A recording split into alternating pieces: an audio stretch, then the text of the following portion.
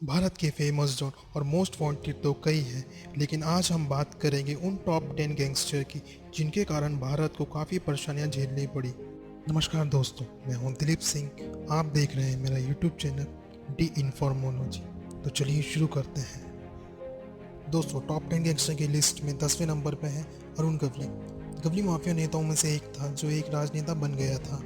अखिल भारतीय सेना के राजनेता दल के संस्थापक गवली ने अपने राजनीतिक मुखौटे के तहत लोगों का अपहरण करने, उन्हें प्रताड़ित करने, पैसे निकलवाने और फिर उनकी हत्या करने का व्यापार चलाया। लेकिन कुछ समय बाद पुलिस ने उनके घर और कार्यालय पर छापा मारा और उनकी गिरफ्तार कर लिया गया। लेकिन उन्हें लंबे समय तक हिरासत में नहीं रखा जा सका और वह बरी हो गया। लेकिन उनकी खराब किस्मत के कारण जब 2012 में हत्या के लिए दोषी पाया गया तो उन्हें आजीवन कारावास की सजा सुनाई गई। तो चलिए आगे बढ़ते हैं। नौवे गैंगस्टर हैं करीम लाला। लाला मुंबई का ओरिजिनल डॉन था जिसने देश के सबसे फेमस शक्तिशाली आपराधिक संगठन की स्थापना की, जिसे द इंडियन माफिया कहा जाता है। लाला का जन्म अफगानिस्तान में हुआ था और एक गैंगस्टर होने के बावजूद वे गरीब और जरूरतमंदों के प्रति दयालु थे। वह ज़्यादातर अपराधों जैसे वसूली, शराब और जुए के अड्डे चलाने, आभूषणों की तस्करी आदि से जुड़ा था।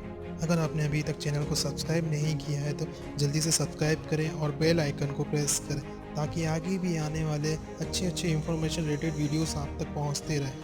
तो चलिए आगे बढ़ते हैं। मोस्ट फेमस गैंगस्टर की लिस्ट में 8वें नंबर पर है छोटा शकील। शकील बाबू मियां शेख या छोटा शकील दाऊद इब्राहिम के पूर्व सहयोगी थे।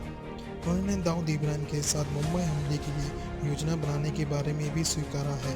छोटा शकील का मेन धंधा वसूली और माल तस्करी का था, जिसके मामले में वे जेल गए थे। छोटा शकील ने जेल जाने के बाद ये दावा किया कि उन्होंने दाऊद इब्राहिम को आत्मसमर्पण करने की इच्छा के बारे में भारतीय अधिकारियों को जानकारी दी थी। अब नंबर आता है 7वें गैंगस्टर हाजी मस्तान का।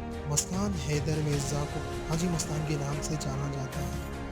वे न केवल एक फिल्म निर्माता थे बल्कि एक गैंगस्टर भी थे, जिन्हें अक्सर उनकी कमाई के लिए याद किया जाता है क्योंकि उन्होंने तस्करी और वसूली गतिविधियों में से लाखों और अरबों रुपए कमाए। इस गैंगस्टर के बारे में सबसे आश्चर्यचकित बात यह है कि इन्होंने कभी किसी को नहीं मारा और ना ही उनके आदमियों ने किसी को गोली मारी। हाजी मस्तान ने अपने शासनकाल में कभी भी खूनी गोलीबारी नहीं देखी, लेकिन उन्होंने 20 साल तक बिना किसी विवाद के तस्करी को अंजाम दिया। हाजी का जन्म मद्रास प्रेसिडेंसी में हुआ था।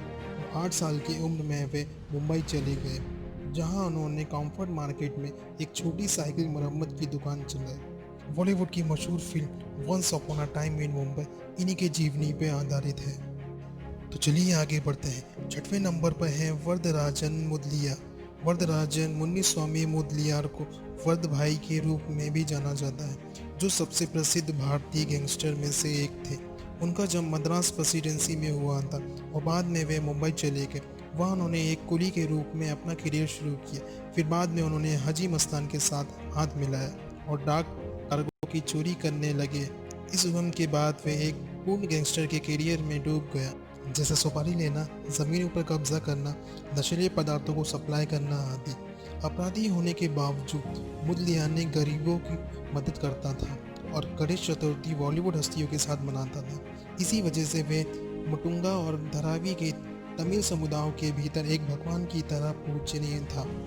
तो अब टॉप गैंगस्टर की लिस्ट में 5वें नंबर पर है बड़ा राजा। 70 और 80 के दशक में टिकटों की काला बाजारी करना और उसमें से पैसों का ट्रक लोड करने का काम करता था। दाऊद के शामिल होने से पहले छोटा राजन बड़ा राजन का मुख्य लेफ्टिनेंट था। वास्तव में दाऊद को मुंबई के अंडरग्राउंड डॉन के रूप में स्थापित करने में बड़ा राजन ने महत्वपूर्ण भूमिका निभाई थी। एक बार एक प्रतिनिधि गिरोह के सदस्य द्वारा लोकल ट्रेन में यात्रा करते समय उसे चाकू मार दिया गया था। हालांकि बाद में चंद्रशेखर सफालिका नामक एक ऑटो रिक्शा चालक ने 50 लाख की सुपारी ली और बड़ा राजन को मार डाला। तो चलिए आगे बढ़ते हैं। टॉप 10 गैंगस्टर की लिस्ट में 4थे नंबर पर है छोटा राजन। छोटा राजन का जन्म राजनीतिक परिवार में राजन निकेलाचेज के रूप में हुआ था। उनकी आपराधिक गतिविधियां 1980 के दशक में शुरू हुई, जब उन्होंने सहकार सिनेमा में सिनेमा टिकटों की खरीद शुरू की। उन्हें नाना के रूप में भी जाना जाता था और भारत में प्रमुख आपराधिक गैंग के बॉस के रूप में भी इन्हें पहचान मिली। इन्होंने बड़ा राजन के लिए चोरी और शराब की तस्करी का काम करना शुरू किया। ये दाऊद का पूर्व प्रमुख सलाहकार भी रहा है। हालांकि इन्होंने मुंबई बम विस्फोट मामले के बाद दाऊद के साथ भाग गए। छोटा राजन की वसूली, हत्या, फिल्मी वित्त और तस्करी और आपराधिक मामलों के कारण भारत का पहला मोस्ट वांटेड बदमाश था। टॉप 10 गैंगस्टर की लिस्ट में तीसरे नंबर पर है टाइगर मेमन। इब्राहिम मुश्ताक अब्दुल रज़ाक नादिम मेमन, जिसे आमतौर पर टाइगर मेमन के रूप में जाना जाता है, भारत के खतरनाक आतंकवादियों में से एक था। टाइगर मेमन, उन्हें आईएस टाइगर कहा जाता था क्योंकि उन्होंने ड्रग्स और हथियारों की तस्करी के मामले में मुंबई पुलिस के पीछे करते समय 100 किलोमीटर प्रति घंटा की रफ्तार से अपनी कार चलाई थी और फरार हो गए थे। 1993 के मुंबई बम विस्फोट मामलों में वे मुख्य अपराधी थे। टाइगर मेमन की प्रमुख गतिविधियों को फिल्म ब्लैक फ्राइडे में दिखाया गया है। अगर आपको ये वीडियो अच्छा लग रहा हो तो एक बार लाइक ज़रूर कर देना, इससे हमें मोटिवेशन मिलता है आगे और भी अच्छी अच्छी वीडियोस बनाने का। तो चलिए आगे बढ़ते हैं। टॉप 10 गैंगस्टर की लिस्ट में दूसरे नंबर पर है अबू सलेम। अंडरवर्ल्ड डॉन अबू सलीम मूल रूप से उत्तर प्रदेश के राजमगढ़ जिले में पैदा हुआ था और उसका नाम अकील अहमद आजमी था। अपने वसूली और महत्वपूर्ण अपराधों के अलावा वह बॉलीवुड हस्तियों से पैसे निकालने और फिल्मों में निवेश करने के लिए जाना जाता था। उनके लोगों ने फिल्म अभिनेत्री मनीषा कोइराला की पर्सनल असिस्टेंट और टी सीरीज के मालिक गुलशन कुमार को मार डाला था।